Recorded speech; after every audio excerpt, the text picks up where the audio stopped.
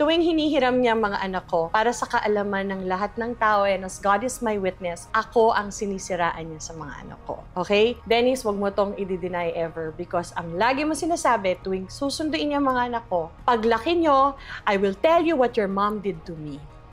Paglaki nyo, all the time. And my children are protective of me, Oji. Because ito ang hindi ko maintindihan.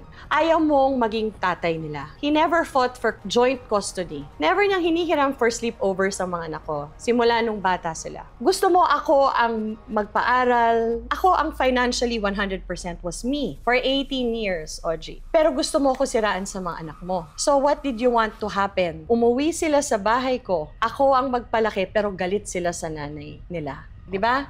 But I've always been honest with my children. I never lie to my children. So alam nila ang buhay ko. So my kids will always get so irritated na, okay, we're big already. Okay, so what? What did she do that we don't know? Hindi ba? And then he's forgetting that they grew up in a household na parati kami nag-aaway. You know, bago naman iniwan si Dennis, mga 14 years na ako nagtitiis. Diba? They grew up, they know kung ano yung naging sistema ng aming pamumuhay.